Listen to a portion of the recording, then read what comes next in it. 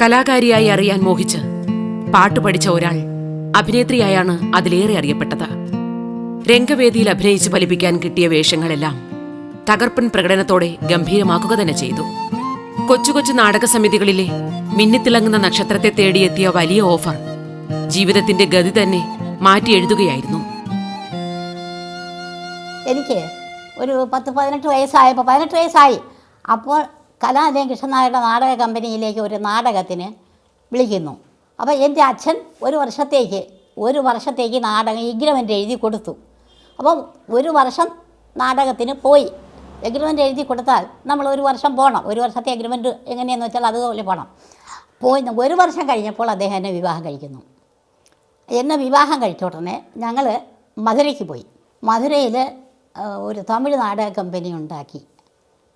പവിഴക്കൊടി എന്നൊരു നാടകം, തമിഴാണത്. അവിടെ കുറച്ച് നാൾ താമസിച്ചു. അത് കഴിഞ്ഞിട്ട് നാടകങ്ങൾ കാരക്കുടി, മധുര, അവിടെ അങ്ങനെയുള്ള സ്ഥലങ്ങളിൽ കുറച്ച് നാടകങ്ങളൊക്കെ നടന്നു. പിന്നെ അതിനുശേഷം ഞങ്ങൾ വീണ്ടും നാട്ടിലേക്ക് വന്നു. ഞാൻ ഗർഭിണിയായി. അപ്പോൾ അതോടെ പിന്നുള്ള നാടകങ്ങൾക്കൊക്കെ പോകാൻ ബുദ്ധിമുട്ടായിപ്പോയി. കുട്ടിയെ നോക്കണം. അത് മാത്രവുമല്ല, അപ്പോൾ കലാനിലയം കൃഷ്ണനായർക്കാണെങ്കിൽ നാടക കമ്പനിയിൽ വേറെ കമ്പനി ഉണ്ടാക്കി, സ്ഥിര നാടകവേദിയൊക്കെ ഉണ്ടാക്കി ഒരുപാട് നാടകങ്ങൾ, കടമറ്റത്ത് കത്തനാര്, ദേവി, ഇത് പിന്നെ ഇളയടത്ത് റാണി, ഇങ്ങനെ ഒരുപാട് നാടകങ്ങൾ അദ്ദേഹം സ്ഥിരം നാടകവേദിയായിട്ട് അദ്ദേഹം അതുണ്ടാക്കി. അഭിനേത്രിയുടെ കുപ്പായം ഉപേക്ഷിച്ച് ജീവിതാരങ്ങിൽ ഒരു നല്ല വീട്ടമ്മയുടെ ഉത്തരവാദിത്വവുമായി ഒതുങ്ങിക്കഴിയുന്ന കാലത്ത് കലാലോകം ദേവകിയമ്മയെ വീണ്ടും വിളിച്ചു. റേഡിയോ ആർട്ടിസ്റ്റായാണ് കലാലോകത്തേക്കുള്ള ഇവരുടെ രണ്ടാം വരവ്. തന്റെ വിസ്മയ ശബ്ദം കൊണ്ട് റേഡിയോ ആസ്വാദകരുടെ സ്നേഹവും ആദരവും ഏറെ നേടാനുള്ള ഭാഗ്യവുമുണ്ടായി ഈ കലാകാരിക്ക്. തിരുവിതാംകൂർ റേഡിയോ നിലയം ഇവിടെ ഉണ്ട്.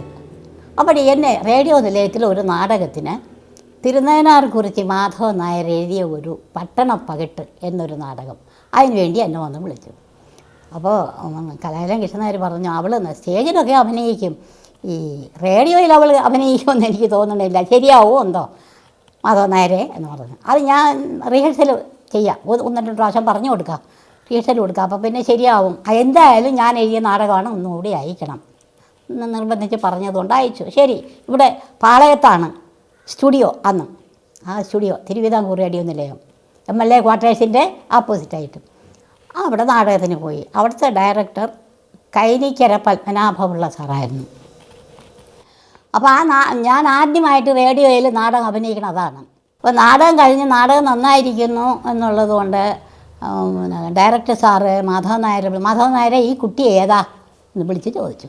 അപ്പോൾ അത് കലാനിലയം കൃഷ്ണനായരുടെ വൈഫാണെന്ന് പറഞ്ഞു. ഏതായാലും ആ കുട്ടി നന്നായിട്ട് അഭിനയിച്ചു, ഇനി വല്ലപ്പോഴും നാടകങ്ങൾ ഉള്ള സമയത്ത് ആ കുട്ടിക്ക് കോൺട്രാക്റ്റ് കൊടുക്കണമെന്ന് പറഞ്ഞു. ശരിയെന്നും പറഞ്ഞു. അങ്ങനെ 1950 വരെ അവിടെ പോയി, 1.5 വർഷം വരെ, ഏകദേശം 2 വർഷം ആയില്ല. 1950 ഇന്ത്യ ഗവൺമെൻറ് എടുക്കുന്നു. ഇന്ത്യ ഗവൺമെൻറ്റിലേക്ക് ഇപ്പോഴത്തെ റേഡിയോ സ്റ്റേഷൻ, അന്ന് ആൾ ഇന്ത്യ റേഡിയോ തിരുവനന്തപുരം എന്നാണ് അന്നത്തെ പേര്, ഇപ്പോഴും ആകാശവാണി എന്നായി. റേഡിയോ സ്റ്റേഷനിൽ പോയതിന് ശേഷം ഒരുപാട് ബുദ്ധിമുട്ടുകളുണ്ടായിരുന്നു. രാധാമണി, രാധാദേവി അവരെയൊക്കെ ഞാൻ തന്നെ വിളിച്ചുകൊണ്ട് വന്നു. ഒരു മൈക്കാണ് അഭിനയിക്കാൻ, അത് സ്റ്റുഡിയോയിൽ ഒരു മൈക്ക് വെച്ച് ഇത്രയും പേർക്ക് അഭിനയിക്കാൻ പറ്റുമോ? വീരരാഘവൻ നായരുണ്ട്, മാധവൻ നായരുണ്ട്, പിന്നെ ഗംഗാരൻ നായരുണ്ട്, രാംകുട്ടി നായരുണ്ട്, ഇങ്ങനെ ഒരുപാട് ആർട്ടിസ്റ്റൊക്കെ ഉണ്ട്.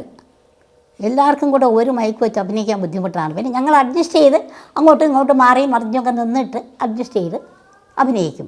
2-3 കഥാപാത്രങ്ങൾ ഇങ്ങനെ അഭിനയിച്ച് കഴിഞ്ഞാൽ ഒന്ന് മാറിക്കൊടുക്കും, മറ്റവരൊന്ന് മാറി നിന്ന് അഭിനയിക്കും. അത് കഴിഞ്ഞ് പിന്നെ ഞങ്ങളുടെ റോൾ വരുമ്പോൾ ഞങ്ങൾ അഭിനയിക്കും. അങ്ങനെയാണ്. പിന്നെ റേഡിയോയിൽ അഭിനയിക്കാൻ വലിയ ബുദ്ധിമുട്ടാണ്. നാടകത്തിനാണെങ്കിൽ നമ്മുടെ മുഖത്ത് അഭിനയം വരും, അത് കണ്ടിരിക്കും. വേഷവിധാനം കണ്ടുകൊണ്ട് കുറേ ആളുകൾ രസിക്കും. പാട്ടും ഇതൊക്കെ കണ്ട് ആക്ഷനൊക്കെ കണ്ടിട്ട് ഇതൊക്കെ കുറേ രസിച്ചുകൊണ്ടിരിക്കും. റേഡിയോയിൽ അതില്ലല്ലോ. നമ്മുടെ ശബ്ദത്തിൽ കൂടി മാത്രം എല്ലാ ശബ്ദങ്ങളും എല്ലാ വികാരങ്ങളും ആ ശബ്ദത്തിൽ കൂടി നമ്മൾ കേൾപ്പിക്കണം. മുഖത്ത് വരുന്നതൊന്നും കാണാൻ പറ്റത്തില്ലല്ലോ, ശബ്ദത്തിൽ കൂടി മാത്രമല്ലേ. പല രീതിയിലുള്ള ശബ്ദങ്ങളും കഥാപാത്രങ്ങളുടെ ശബ്ദങ്ങളും നമ്മൾ അഭിനയിക്കണം. അങ്ങനെ പിന്നെ ഈ ഒരു മൈക്കും വെച്ചാണ് ഞങ്ങളൊക്കെ അഭിനയിച്ചുകൊണ്ടിരുന്നത്. വെളിയിൽ നിന്ന് ആർട്ടിസ്റ്റിനെ ഒന്നും ബുക്ക് ചെയ്യാറില്ല. നാടകങ്ങളൊന്നും വെളിയിൽ നിന്ന് എടുക്കാറില്ല. അവിടെയുള്ള ആർട്ടിസ്റ്റിന് നാടകങ്ങൾ എഴുതണം. അങ്ങനെ നാടകം അഭിനയിക്കാൻ തുടങ്ങി. പിന്നീട് നാടകം മാത്രമല്ല, പിന്നെ കൊയ്ത്ത് പാട്ട്, നടിയിൽ പാട്ടെന്ന് പറയുന്നത്, വഞ്ചിപ്പാട്ട്, വള്ളപ്പാട്ട്, തിരുവാതിരപ്പാട്ട്, പിന്നെ കവിതാമൃതം, ഇങ്ങനെയുള്ള പല പല പ്രോഗ്രാംസും അവിടെ നമ്മൾ ചെയ്യേണ്ടി വന്നു. ജാനകീരമണ ഭക്തപാരിജാത പാഹി സകല ലോകാചരണ ജാനകീരമണ. മറന്നിട്ടില്ല ദേവകിയമ്മ പണ്ടു പാടിയ പാട്ടുകൾ. പ്രായത്തിന്റെ അവശതകൾക്കിടയിലും ഇന്നും ഈ അമ്മ ഓർത്തെടുക്കുന്നു അന്നത്തെ നല്ല പാട്ടുകൾ. മരിമഴകൾ ചൊരിഞ്ച് ചെറുവയലെല്ലാം വെള്ളം നിറഞ്ഞ് പൂട്ടി ഇത് മറിഞ്ച് ചെറുകാലകളെല്ലാം റിന്നിൻ്റെ കോമല ചന്തിലമാല കണ്ണമ്മ കാളി കറുമ്പി ചടയ്യമാരെല്ലാം വന്ന് ഞാറെല്ലാം കെട്ടിപ്പകുത്തേ വൈതിന്നന്തൈതിൻ. അത് ഈ കൊയ്ത്ത് പാട്ട്, നടിയിൽ പാട്ട്, പാടങ്ങളിലൊക്കെ നടന്ന പാട്ടാണ്. പിന്നെ വഞ്ചിപ്പാട്ട് ഉണ്ട്. വഞ്ചി റാണി വാണിയിടുമ്പോൾ വഞ്ചിക്കെന്തിരുവോണം, വഞ്ചിപ്പാട്ടും കളികളും നാട്ടിലെല്ലാവരും പുഞ്ചപ്പാടം തോറും നിന്നു പുഞ്ച കൊയ്യും പുലയരും പുഞ്ചിരിച്ചിടുന്നു. പിന്നെ പറയണമോ ഓ ദൈതോം തികിതോം തിത്തോം തികിതോം തിത്തോം ധീ.